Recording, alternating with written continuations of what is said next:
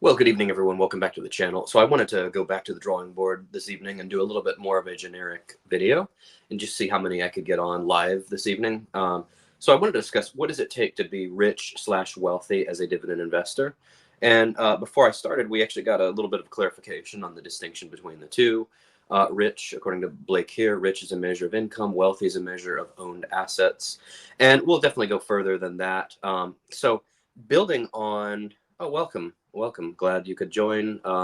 We had a few of you on earlier. So I did one of my first videos on this topic. So this has been a hot button debate, over the last probably 10 years or so. I know we've used to hear a lot about the 99% versus the top 1%. And the whole thing about like building wealth, and I touched on this in one of my very first videos. Accumulating wealth has to do with owning assets that produce a monetary rate of return. So whether it's real estate, actual investments in the stock market, actual tangible property, assets that produce a positive rate of return lead to wealth. As far as wages, you only have your time to trade. If you're someone with no wealth, or say you're in debt, or you have like no like net worth whatsoever, all you have to offer is your hourly your hours of time in exchange for a wage. And if you haven't invested into yourself, if you have like no education, no trade or anything like that, you're going to be looking at the minimum wage, which, as we know very well by now, does not hold a candle to the actual cost of living, especially with inflation, especially with the dollar losing 50% of its value over the year. So this is going to be kind of a free form discussion. And I'd like those of you that join live to participate in the discussion as well. I will even go and join live on the Discord so that maybe some of you can come on there as well. I would definitely like to get more active participation going there. I'm on the laptop this evening, so I'm probably going to use a different account. I'm going to use the one with the pink icon. So let's see, I'm going to go here to the general and join. So I'm going to be voice connected here. Okay, so there we go. Let's see how this does, because I'm actually on my phone live streaming, but I have my laptop right in front of me, because some of you that have followed me for some time may remember the sound actually became shot in the laptop. So anyway, like I said, we're going to have a free form discussion here. Oh, Blake is on. Blake, you're more than welcome to join in if you want, and we can just have a two-way like discussion or debate on this topic.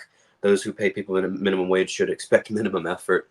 Well, since COVID, I think it's become even more than minimum. There's a lot of jobs, not to get sidetracked, but there's a lot of like fast food jobs. I wish they would just find a way to automate, because it's atrocious. It's hard to find like good help anymore. But I know, like in my home state, we voted to raise the minimum wage higher, which I support. I mean, there was a time the minimum wage used to be a living wage, and obviously inflation has eaten that away. But let me see here. I had put together a PowerPoint on this a while ago, but I think it's saved on the other computer. Let's see here. So if you start off just by Googling how to become wealthy, we'll see what it spits out. And typically, I'll agree with most of these, if not all. Let's see here. You know what? Let me post. I haven't done this in a while, but I'll post the link for anyone who wants to join, and we can discuss live. I'm kind of mainly testing the waters here. I wanted to do a more generic topic and see how high we can get the live participation up, because in the good old days, so to speak, I was having like 100 live members on. Okay, let's see. Where's the Discord over here? Okay, I'm live there. Okay, voice connected in the Discord. All right, now let me go back here. So yeah, just by Googling this topic, let's see.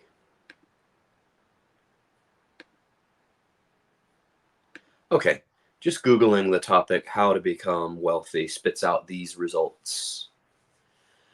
Develop a written financial plan. Well, who likes to write anymore with everything being typed and on the phones, right? A little bit of a joke. Get into the habit of saving. Well, saving has become harder with inflation and stuff like that. So there you go. After those two, we're screwed. Like there's no way to ever become wealthy, right? So we should just end the video and I should walk off, right? Not. There's still ways. You got to try. Live below your means. That's a really key thing, which I see very, very few people doing anymore.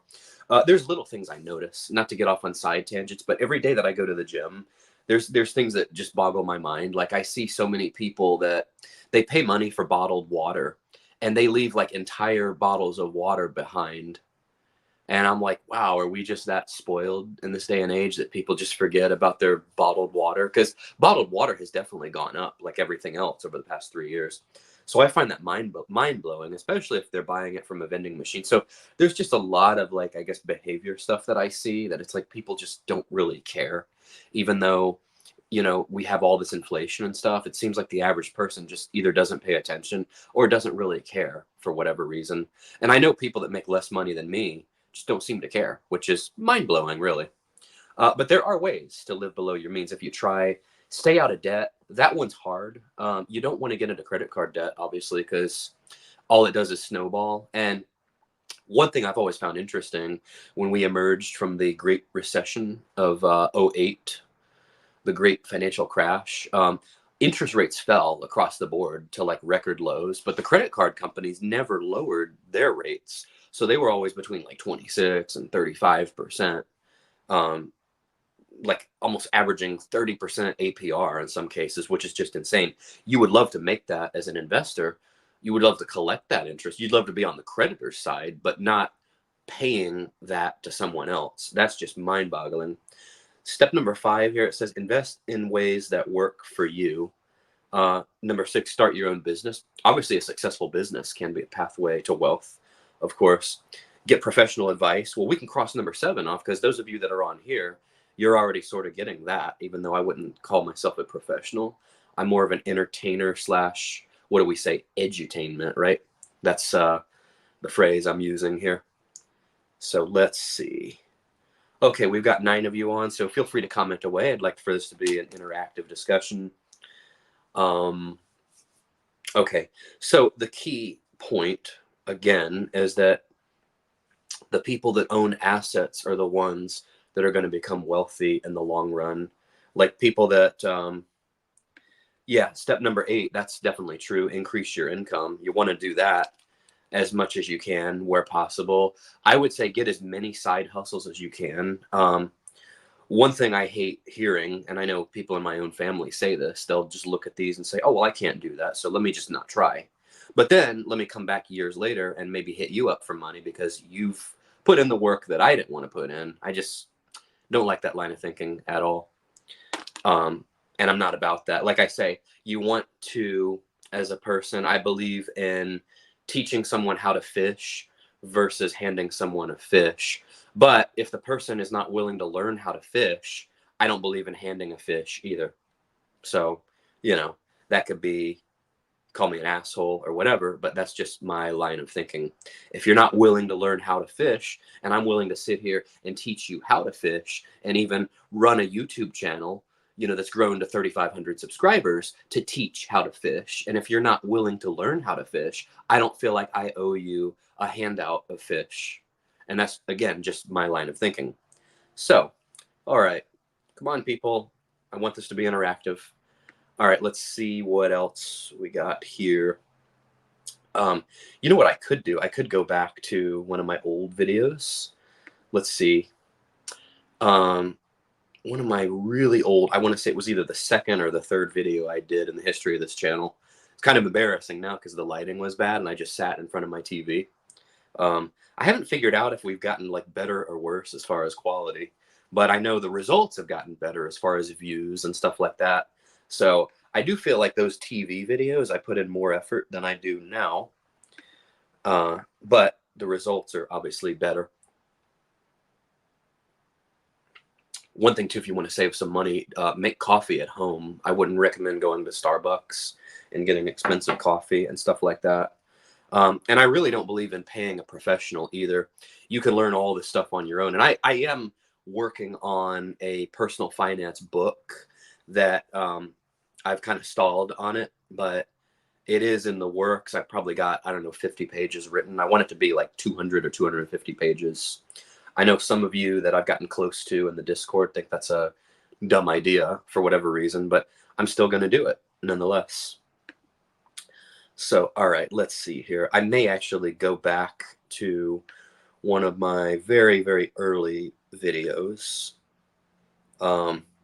It's funny, if you all look at the videos tab, I feel like I used to put in more effort, really. I would like prep and stuff like that, but it just got me nowhere. So why prep if it gets you nowhere, right? Just like this. Why try to be wealthy if you can't do it, if the deck is stacked against you, right? That's a joke, of course. Some of the thumbnails I did early on, I really put a lot of effort into, believe it or not, even though they look crappy. Okay, let's see. There's a video I did that was actually, let's see here. 1, 2, 3, 4, 5, 6. It was number 7 in the history of the channel. And because I don't have the PowerPoint in front of me here, I'll show you guys this one here. This is kind of cringeworthy stuff, but the thumbnail, I'm sitting in front of my TV. I use the screen of like somewhere in Bora Bora, and I'm like holding a pineapple. I look different, like my hair is different and everything, but I'll go ahead and just show that one real quick here. Let's see here. Who's this? Oh, Mikey likes it. Is that like the commercials that the fat kid, Mikey likes it? Oh, we're not supposed to say fat, are we? So the more chunky person, I guess. Precious metals, good store of value. Yeah, that's something I don't do enough of. Let's see. Because of inflation, precious metals are good for preserving wealth, but not very good at growing wealth. I tend to agree. I have to say that as an asset class or as an investment, at least the indexes don't typically perform as well as other indexes. But me and Andre on the podcast, we've had this debate extensively, and he says that those indexes are rigged and stuff. If you're actually buying like the bullion or the actual metals themselves, there's a difference. So it's definitely something that requires further examination on my part. Whether or not I have the time for it remains a different story. But luckily, when I'm ever in doubt about forecasting the price of an asset or a good or anything like that, I may not personally know what these assets are going to do, but I am in luck because I happen to be equipped with advanced financial forecasting equipment, such as the 8-ball, that often helps me not just with investment decisions, but key life decisions as well. So I can always just ask it questions, like some of life's most pressing questions as well. So will precious metals outperform as an asset? It says ask again later. So it's not sure. Now it says in all caps, it says yes. That's pretty cool. And then it just shifted on me again. It says most likely. So it's having some indecisiveness lately, but it did skew more towards a yes as an answer. And that's always good. Anytime your answer can skew in the affirmative, that's always a good thing, I would say. Anyway, all right, let me have some fun here and show you guys a quick screen of this old video here. This is before I was anyone on YouTube at all. I probably had like 10 subscribers. So this video, September 26, 2021, was titled, Why Exactly the Rich Seem to Always Get Richer.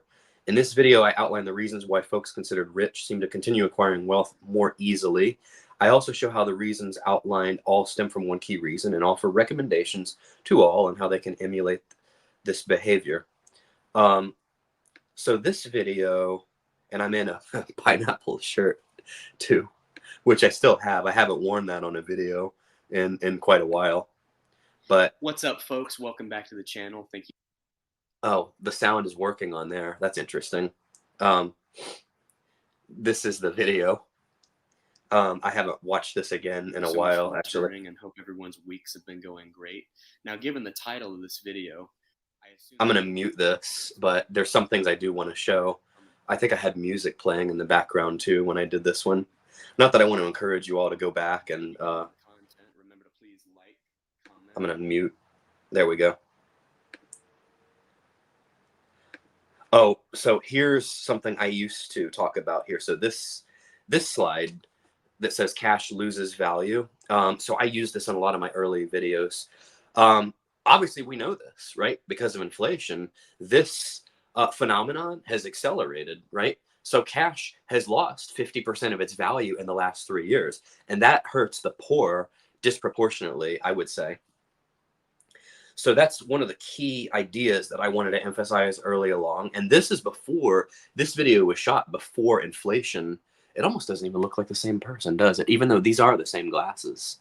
I guess I've lost weight from there. Maybe I look better now. I don't know. Do I look better there or no? Okay. So look here. This is a good example here. So I, back in the day when I started, I used to put more preparation and I had like branded slides with a nice clean background. And you know what? I'm just going to read from these because I put in the preparation in the past. Why do it again when I could just read from what I did in the past, right? Okay. How do we define rich? And I pulled this definition. Blake will like this one. Having a great deal of money or assets, wealthy. Every day, the gap between the rich and the poor widens. What net worth is considered rich? Now, this was back in 2021, keep in mind. So with inflation, this is all outdated. Schwab conducted a modern wealth survey in 2021 and found that Americans believe you need an average personal net worth of 1.9 million in order to be considered wealthy. I would have to disagree. I would think you need at least double that. My number is $5 million. This would mean that the value of the property you own minus everything you owe would need to add up to almost 2 million. Now, that's another key point. So net worth is what it says in the wording. Net worth. This isn't gross worth. I've watched other YouTubers. I've even watched some big YouTubers like Graham Stephan. When they calculate their net worth, they just add up all their assets. So they add up their 5 houses, but they're not including the balance of their mortgages. So net worth and gross worth are two different things. And when you calculate it, somebody that owns 5 houses, but they have like FHA loan on all of them, if that's even possible, they're going to find a gross difference between gross worth and net worth. So say you want to say you're a millionaire, right? Say your house is worth 500,000. Say your 401k is built up to like 400,000. Say you have another 200,000 in your brokerage account. So that would put you at like 1.1 million. But on that $500,000 house, say you owe 400,000 on your mortgage. So you're not actually a millionaire in terms of net worth. In terms of gross worth, you're a millionaire. But in terms of net worth, you are closer to 700,000. Now, if you owned all those assets outright and had no debt, then you would be worth 1.1 million. But instead, you're actually a thousandaire, like all of us, right? Instead of a millionaire. So thousandaire, if you think about it, is a pretty wide bracket. You can be between $1,000 and $999,999.99. That range, you would be a thousandaire. Obviously, the brackets, similar to the tax brackets, they get bigger. Once you become a millionaire, that bracket is huge, from 1 million all the way to almost a billion. So there's a wide range of millionaire, not just being a millionaire, but it's a wide range. Anyway, so that was slide 1 there.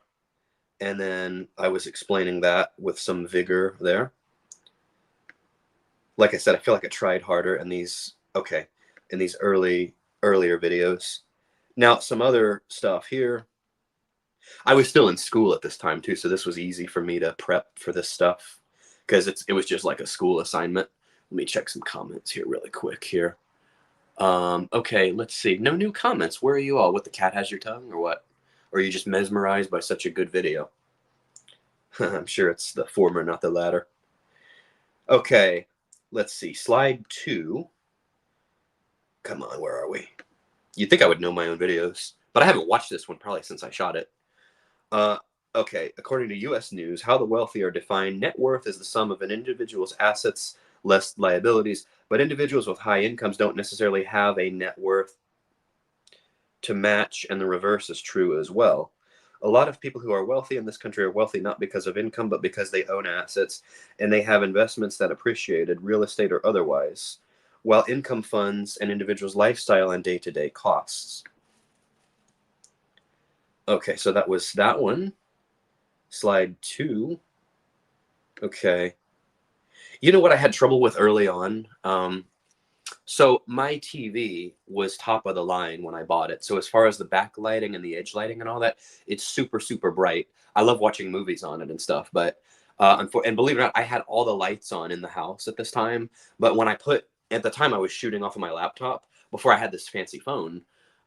So I was shooting off this laptop, but it couldn't adjust for the lighting because the TV was so bright behind me. It looks like nighttime, pitch black. But I actually had all the lights on in the house.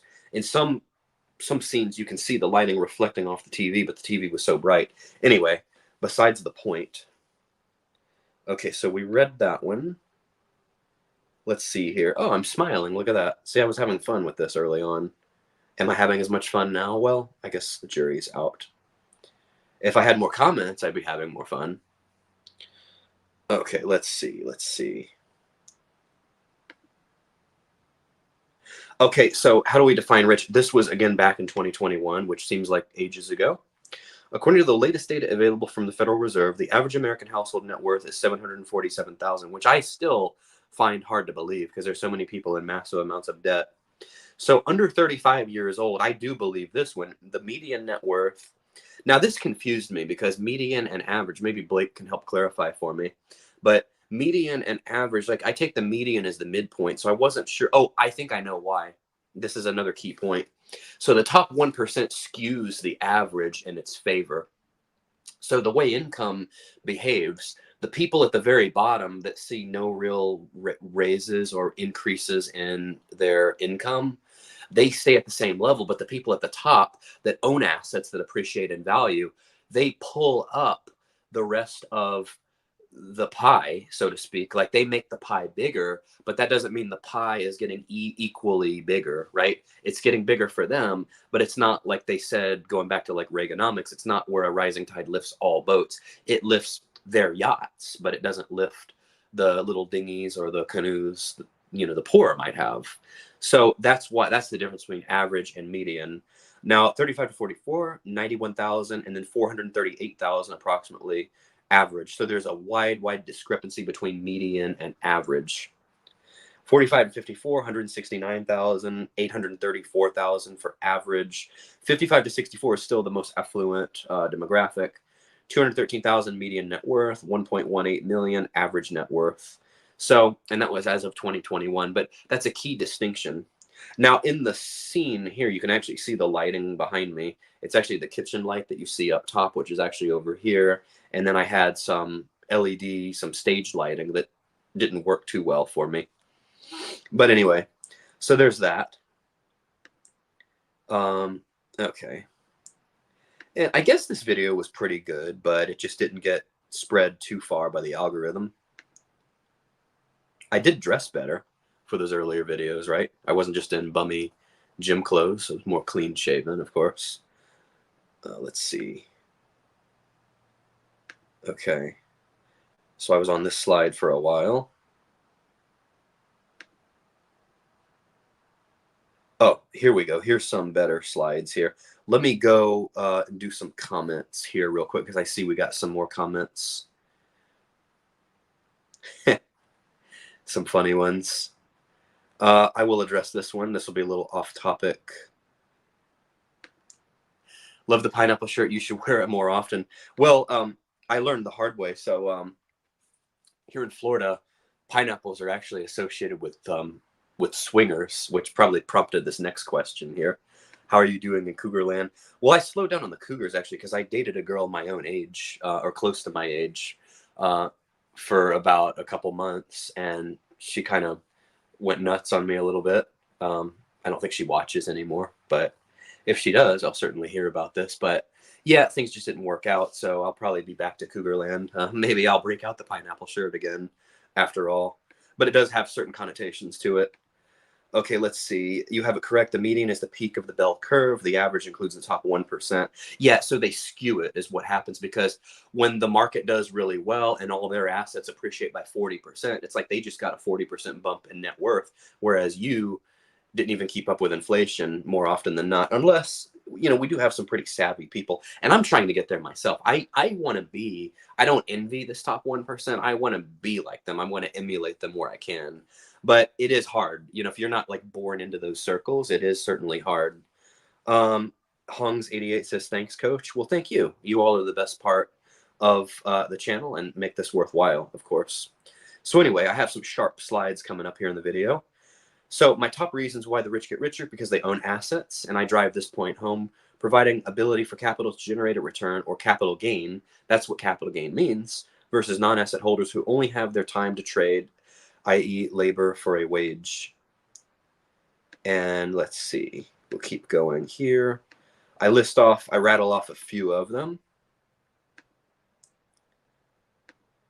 And then I keep driving that point home, that cash loses value, which is more prevalent now. I mean, I would say, if anything, all these trends have only exacerbated.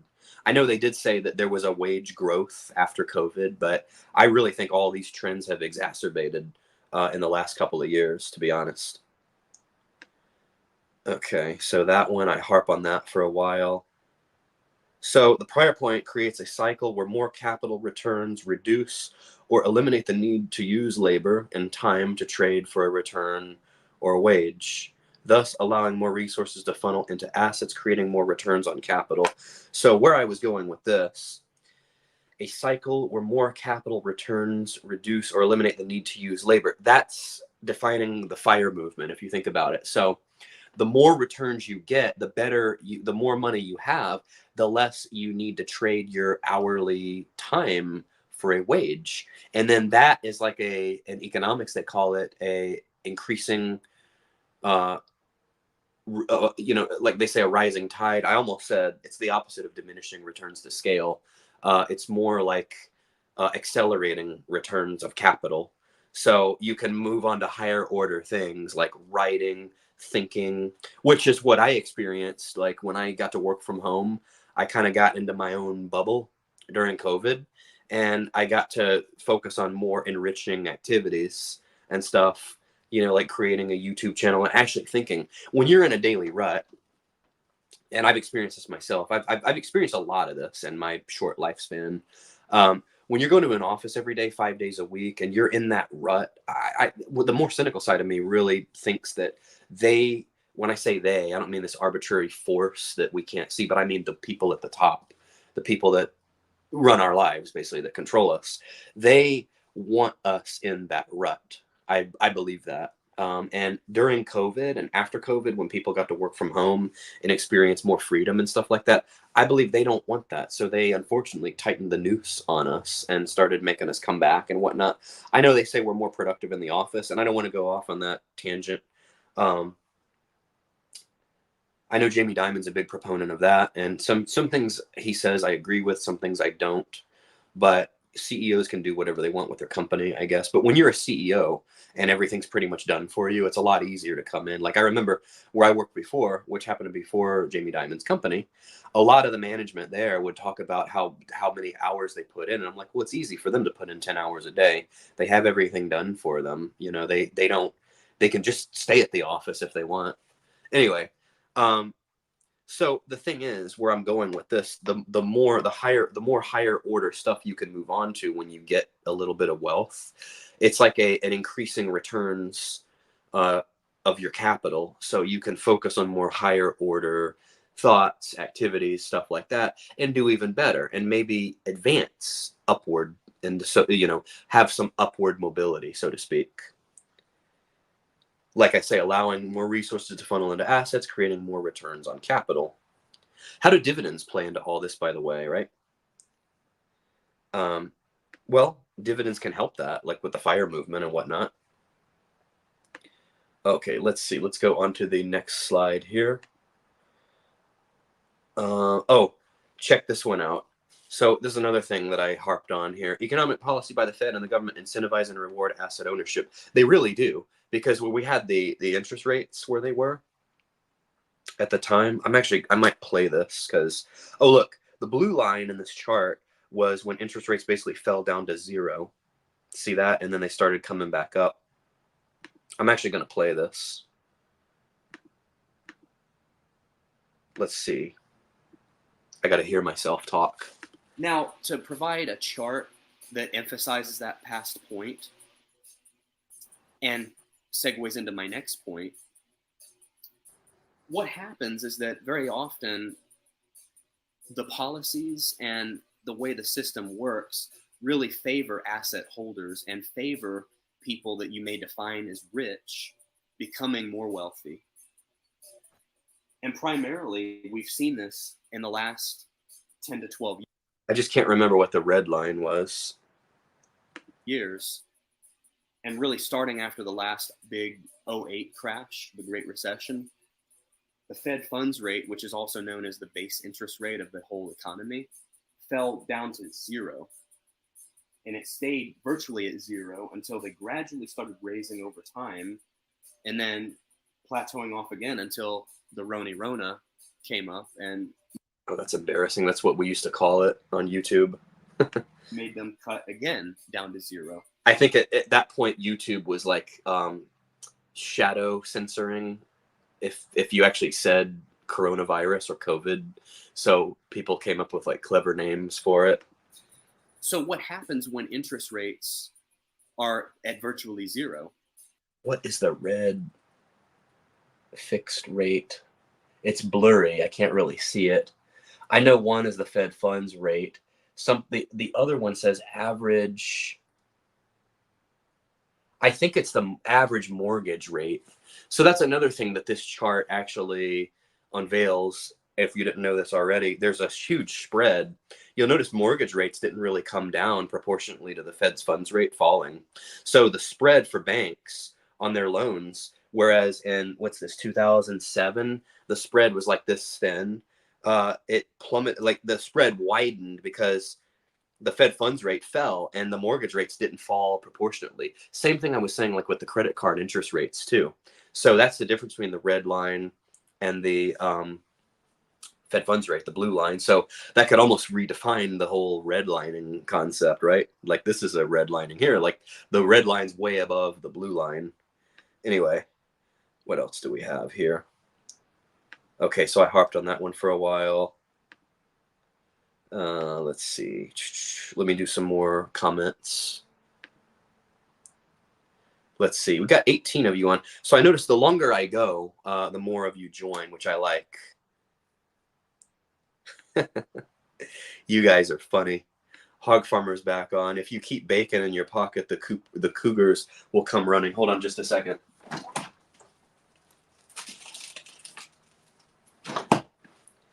All right, so I'm going to put it in my pocket, and I'm going to go out tonight and see how many I can catch. I'm taking your word for it. If you're a hog farmer, by the way, you must make bacon, right?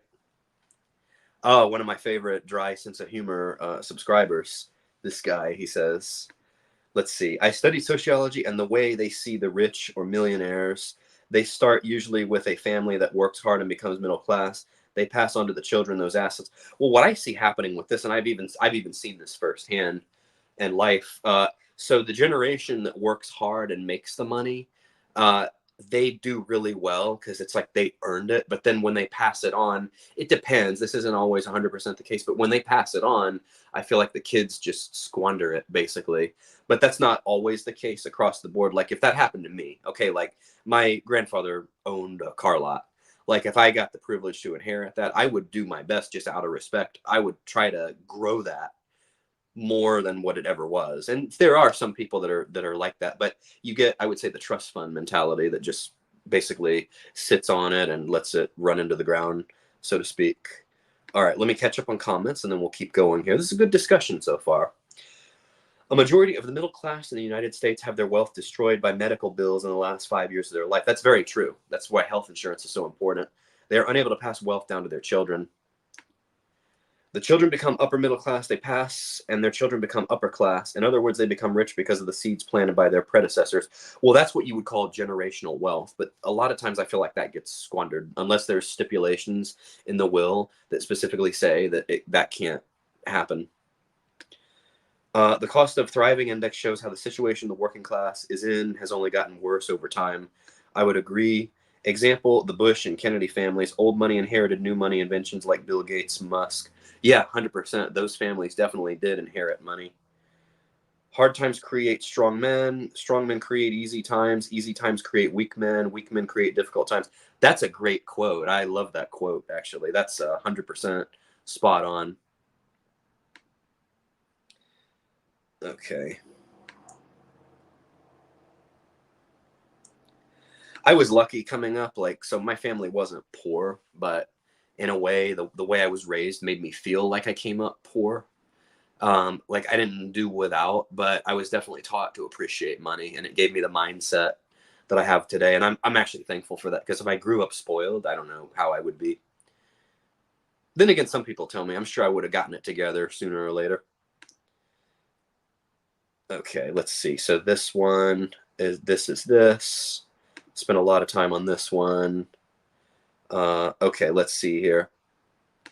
Oh, here I get into tax policy and stuff. I believe it or not, I put a lot of thought into this at the time. Tax policy disincentivizes asset churning, instead incentivizing holding for long-term capital growth. Yes, because if you asset churn, meaning you buy and sell, you're gonna get hit hard. I almost said another word. You're gonna get hit hard um, with capital gains taxes, right? So it incentivizes you to hold your assets long term. Yeah, because short-term taxation, that's definitely a disincentive. At least, like in economics, they say, assuming rational behavior, right, Blake? That's another important thing, like assuming rational behavior, or assuming common sense, which cannot typically be assumed, right? Okay. Let's see what else we got here. I look like I'm choking there. So you think the Cougars like this pineapple shirt, huh? Well, they do, but like I said, it has certain connotations to it. Okay, what else here? I'll wear it to Hawaii when I go back. Okay, given points 1 and 2, the cycle causes asset owners to own more assets, which results in them becoming richer. Those who don't own assets are at the whims of whatever worth they can exchange their time for. Sadly, wages often do not keep up uh, with the average inflation rate we've discussed, and that's true. We've already touched on that, right?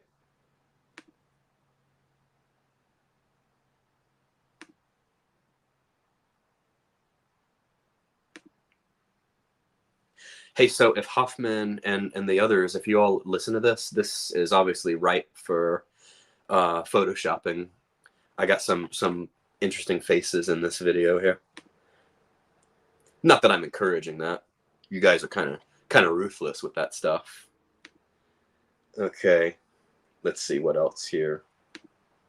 Oh, this is the top 1%. So you'll notice how the different this graph, the different levels grow. The top 1% grows faster than the others. See, as time goes on, and I think this even accelerated over the last like 3 to 4 years.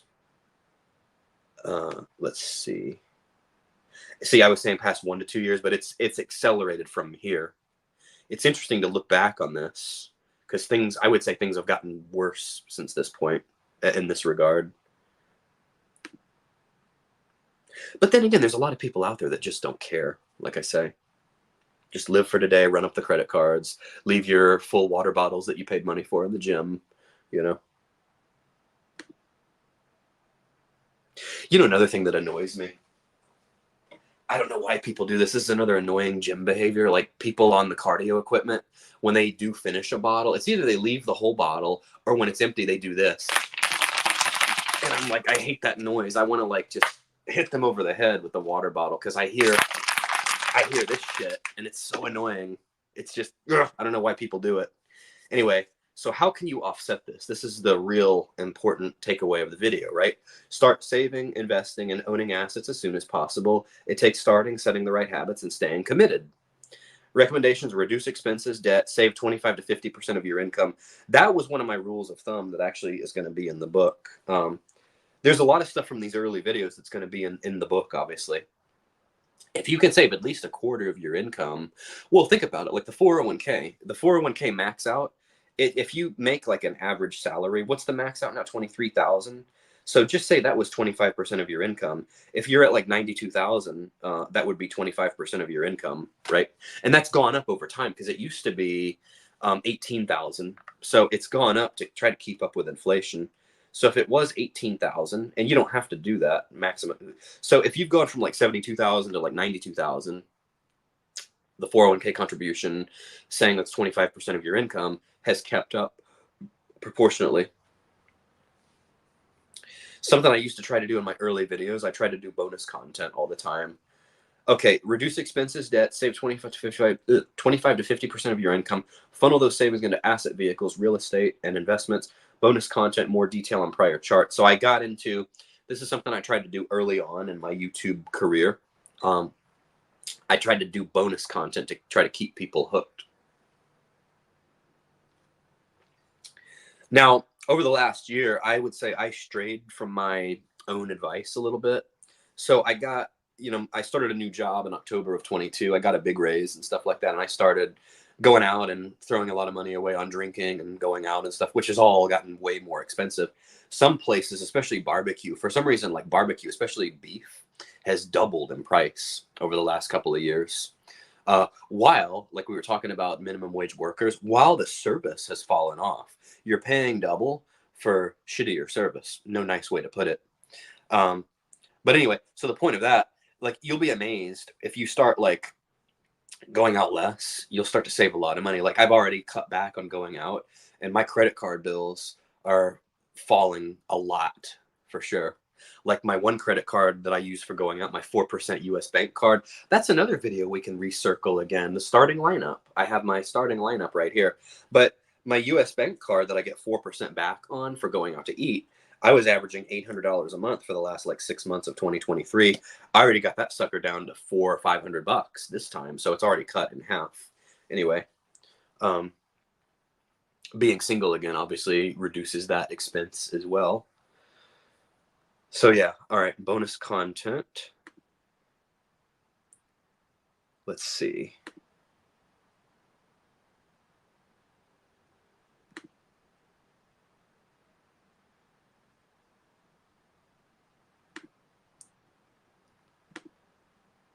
I was wearing a mic in this video too.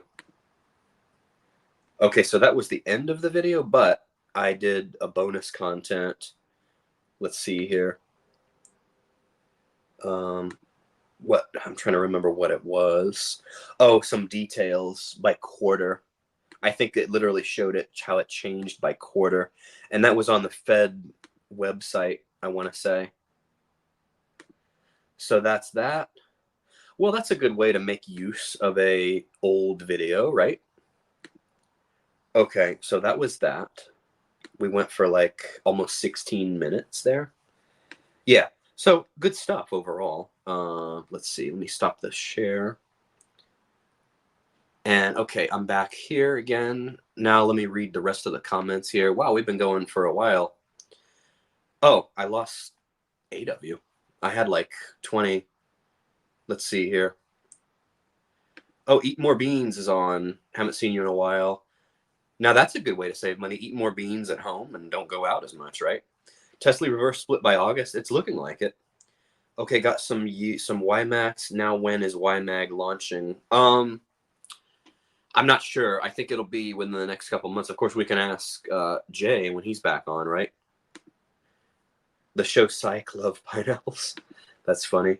Charlie Munger preached to make your first 100,000, then it should get easier. I would agree. I think your first 100,000 is the hardest. If I remember telling my microecon professor that I wanted to invest 75% of my income, wow, that's an ambitious goal. And they told me that was unrealistic. I should aim for 10%. See, that's where conventional wisdom just needs to be thrown out the door. Because you know what? Say you make 100,000 and say you want to live on like 25,000. There's people that do that every day. Like I saw a guy that was like 26, and he was on CNBC because he had saved. He worked like a software engineer job starting at like 6 figures, and he saved something like you're saying. He saved like 75% of his income, and he had a huge net worth. He started, I want to say, at like 22 or so. And by the time he was 26, when they interviewed him, he had a huge net worth already. So you know what? Everybody needs to do, they need to do them. Like they say, you do you. And that whole thing about, oh, don't even, I hate when somebody says that because it just gives lazy people an excuse to be lazy. And they say, whoa, this professor told me only to save 10%. No, you do you. If you can do that, if you can live on 25,000, if you can live on 2,000 a month, which is still 2,000 a month is doable in some areas. Got to make it happen. You know, you got to want to. You got to want to change your situation, like I say. Let's see what Mr. Cardona says here. My parents are teachers. How they could teach me to be rich if they were not. Same with your professor. Spot on, right? The educational system does not a wealthy person make, right? Um, Consider the sources, right? Not always, but more often than not. You know, if I had followed their advice, I would still be drowning in student loan debt. Exactly right. All right, so I went for 45 minutes. Hopefully, we'll see how well this one does. Like, comment, and subscribe if you haven't already. And we will see you all very soon. Take care. Thanks for the interaction tonight. See ya.